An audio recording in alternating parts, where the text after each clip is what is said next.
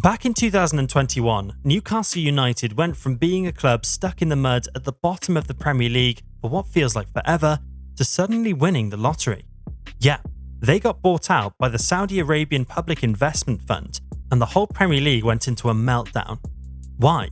Because here was a team that had been flatlining for years, now armed with a blank checkbook. The likes of Manchester United, Liverpool, Arsenal, and Tottenham Hotspur were all on edge. They feared their Champions League spots were now under threat. One executive even told the Daily Mail that they were worried about how much harder it would be to secure those top spots. The media didn't help. They were buzzing with concerns about this new giant emerging from the shadows. Pundit Jason Cundy warned, Newcastle is coming in to shake up football, aiming for the Champions League and the Premier League title. And for a hot minute, it looked like that shake-up was on fast forward. Newcastle managed to avoid relegation with room to spare, and then, boom, they gatecrashed the top four the following season.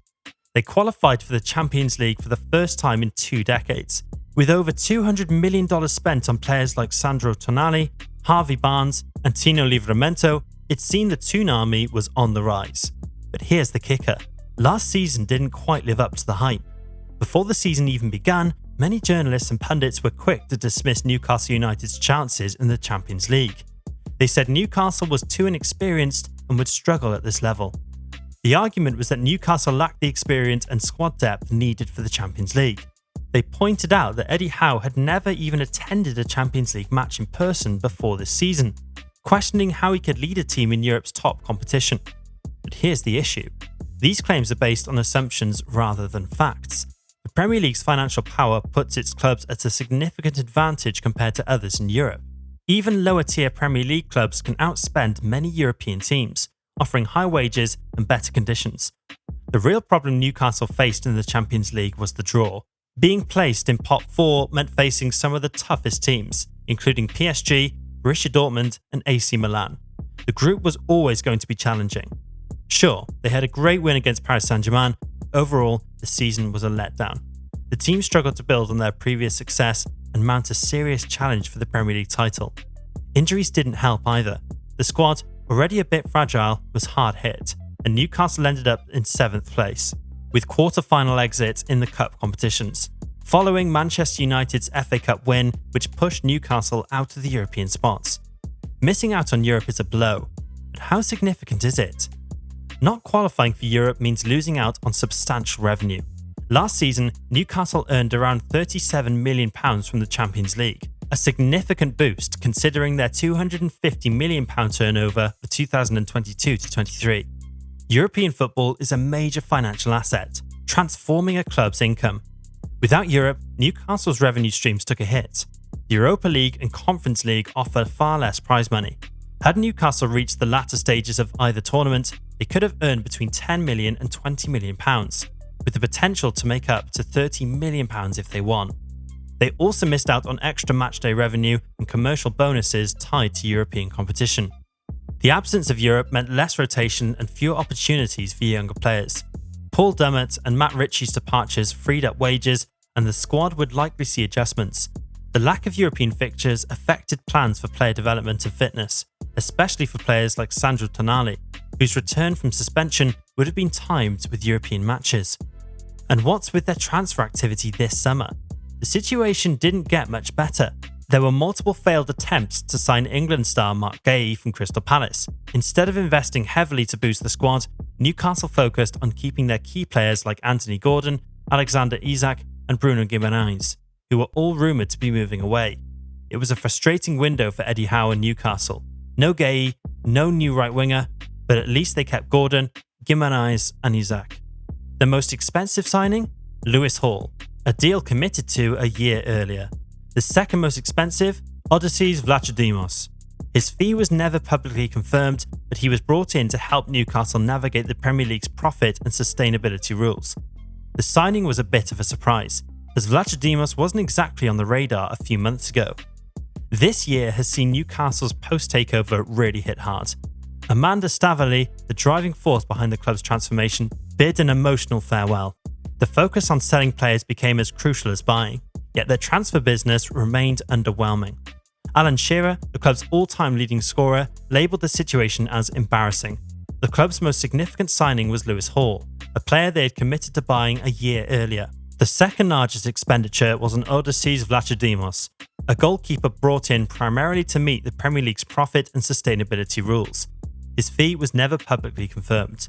So, a few months ago, some pretty shocking figures dropped. Turns out, Newcastle United loaned a whopping £659,000 to their director, Amanda Staveley, just for legal fees. And get this, she also borrowed £600,000 from the club back in November 2022. Now, I thought Staveley was supposed to be bringing in the bucks for Newcastle, not draining their funds like a leaky tap. What's up with that? But wait, there's more. The Telegraph reported that Staveley is now facing a bankruptcy hearing over a staggering £37 million debt. Yikes. So, is there something dodgy going on with her finances? Or is Newcastle United just not in as great shape as we thought? With the whole Saudi Arabian takeover, we expected them to be splashing the cash like it's confetti. But nah, their spending was pretty tame. According to Transfer Market, they spent €153.2 million and brought in €44.6 million. Compare that to last summer's €185.35 million outgoing and just €14.06 million incoming. Arsenal, on the other hand, went all out. They dropped €234.94 million last summer and pulled in €67.9 million. That's a net expenditure of €167.04 million, way more than Newcastle's €108.60 million. So why isn't Newcastle splurging like their pockets are bottomless? Here's the kicker. Newcastle's revenue from broadcasting is huge, 69% of their income. That's way more than other top clubs. Arsenal's is 40%, Manchester City's is 41%, and Manchester United's is 37%. So why aren't they using that cash to boost their squad? One more thing to chew on. According to the latest Sports Journal debt list, Newcastle was listed with no debt for the 2022-23 season, just like Chelsea, Aston Villa and Fulham. Arsenal, meanwhile, has £209 million in debt, mostly owed to their owners, the Kroenke family. So, what's the deal with Newcastle? Are they secretly struggling, or is there a bigger plan at play? Who benefits from this stagnation? Definitely not the Premier League's competitiveness. Aston Villa, which looked like it might break into the elite, saw its progress stunted as well. They had to sell a key player and juggle their finances to comply with profit and sustainability rules. Meanwhile, Chelsea continued their lavish spending, and Manchester United splashed out $150 million despite a dismal season. These clubs have managed to stay in the mix, partly due to the financial regulations that protect the established giants and limit the rise of challengers like Newcastle and Aston Villa. The big question is whether this setup is fair. With the current financial fair play regulations, it seems the established clubs can underperform yet still invest heavily, while newcomers are stuck trying to sustain their success against a rigged system. It feels like the playing field isn't as level as it should be.